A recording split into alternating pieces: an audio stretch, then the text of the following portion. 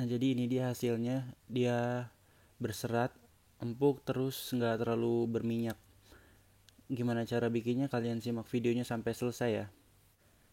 Nah pada kesempatan kali ini kita mau bikin bolu karamel, tapi kita nggak pakai oven, nggak pakai mixer, dan cuma pakai alat seadanya supaya kalian bisa tiru di rumah. Jadi cara bikinnya gampang banget, kalian simak aja videonya. Oke, pertama-tama di depan kita ini udah ada bahan-bahannya.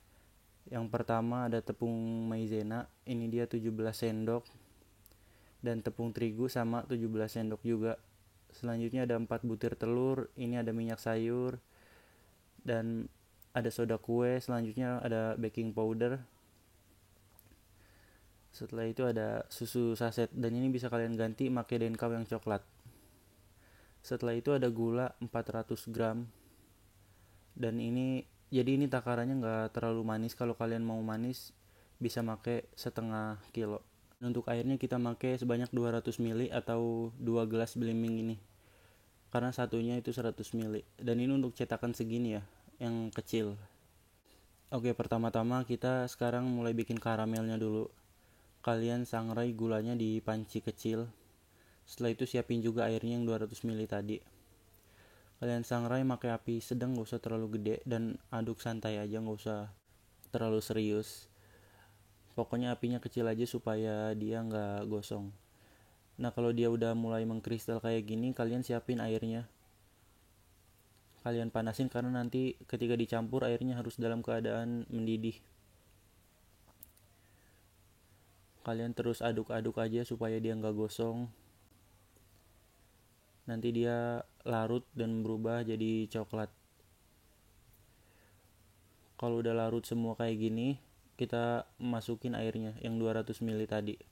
Dan masukinnya pelan-pelan karena agak serem juga. Kalian masukin dikit-dikit, nggak perlu dimatiin apinya ya. Kalian masukin sambil diaduk-aduk sedikit demi sedikit. Karena kalau airnya nggak mendidih dia nggak bakal jadi. Pastikan sebelum dimasukin air gulanya udah larut semua. Dan ini kalian harus agak jauh ya karena dia panas banget karamelnya, dan airnya kalau dicampur ini jadi kayak nguapnya parah. Pokoknya hati-hati aja. Nah kalau airnya udah kalian tuang semua, kalian aduk-aduk sebentar aja karena gulanya juga kan udah larut. Kalau ada masih gumpelan sedikit gini, kalian aduk terus sampai dia larut supaya nggak ada gumpelan gula sama sekali.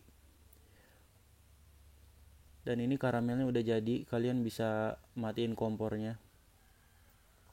Setelah itu karamel ini kalian taruh di wadah dan diemin sampai benar-benar dingin. Jangan dimasukin ke kulkas ya karena jadinya bakal jelek.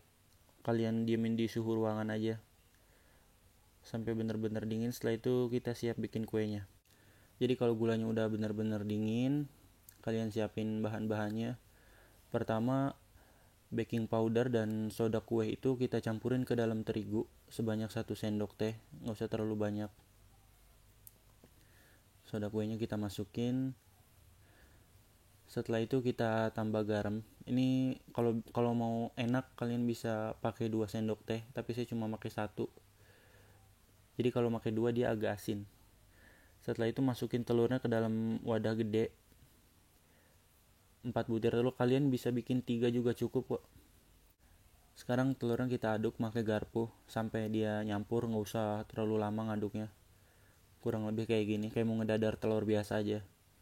Kalau udah telurnya kita singkirin dulu.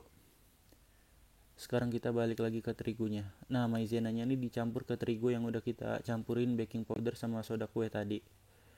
Dicampur terus kalian aduk-aduk sedikit supaya rata. Nah kalau udah rata kayak gini, kalian masukin ke wadah gede yang lain. Kalau bisa disaring karena supaya nanti ngaduknya lebih gampang. Karena dia banyak yang ngegumpal-gumpal gitu pastinya. Kalian saring terigunya supaya nanti gumpulan-gumpulan kayak gini nggak kebawa. Kalau ini bisa dihalusin, kalian bisa halusin. Nah, kalau terigunya udah jadi, kita masukin sedikit demi sedikit ke dalam telur yang udah kita aduk tadi. Masukin aja beberapa sendok dulu, nggak usah semuanya. 4-5 sendok. Setelah itu kalian aduk-aduk pakai garpu.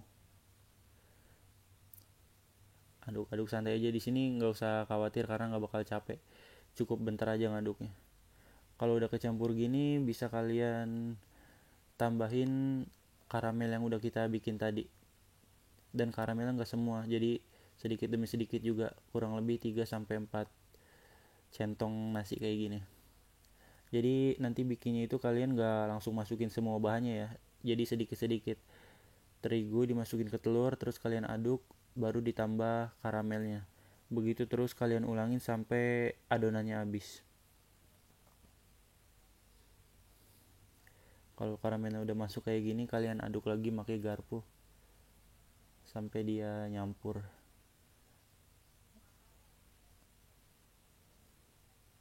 Di sini kalian nggak perlu pakai whisk. Nanti kalau adonannya udah banyak, kalian bisa ganti garpunya pakai sendok sayur atau yang lebih gede dari garpu supaya gampang aduknya. Nah, pokoknya kalian ulangi terus step ini sampai terigu dan karamelnya habis. Jadi kalian nggak usah nyiapin whisk dan mixer segala macem, cukup pakai garpu aja. Nah, sekarang kita aduknya pakai yang lebih gede lagi, pakai sendok sayur supaya lebih gampang. Terus kalian aduk-aduk sampai semuanya rata. Kalau semuanya udah habis gini, kita sekarang masukin minyak sayurnya. Minyak sayurnya ini sebanyak 100 gram atau kurang lebih 16 sendok makan. Nanti kalian cek aja di deskripsi. Setelah itu kita masukin susunya 1 saset. Ini opsional, kalau nggak pakai juga nggak masalah. Kalian bisa ganti susu bubuk. Setelah itu kita aduk lagi sampai benar-benar rata. Ini harus benar-benar rata karena minyak biasanya agak susah nyampur. Pokoknya terus kalian aduk, dan ini nggak perlu waktu lama kok, dia langsung nyampur.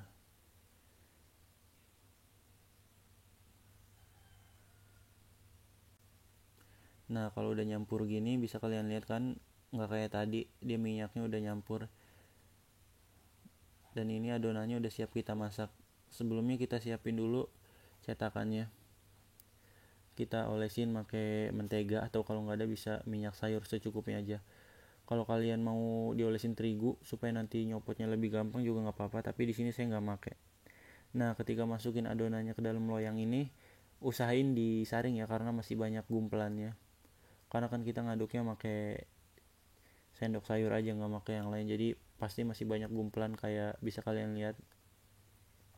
Kalau nggak ada saringan gini, mungkin kalian juga bisa pakai kaos dalam. Serius, supaya gumpelan ininya nggak kebawa. Kalian tuangin semua ke cetakannya. Kalau kalian nggak ada cetakan gini, kalian bisa pakai cetakan yang kotak, tapi harus pakai kertas roti supaya dia nggak lengket.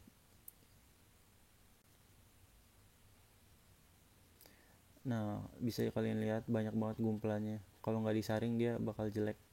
Sekarang siap kita panggang. Kalau pancinya udah panas, kalian masukin adonannya.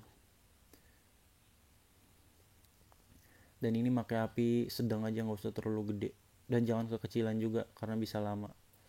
Kita tunggu kurang lebih 45 menit atau berbeda-beda tergantung kompor dan pancinya. Setelah 45 menit kalian bisa cek, bisa dibuka dulu dan ditusuk pakai lidi atau tusuk sate. Kalau masih basah kalian masak lagi, tapi kalau udah kering kayak gini nggak ada yang nempel, tandanya udah matang. Sekarang siap kita angkat.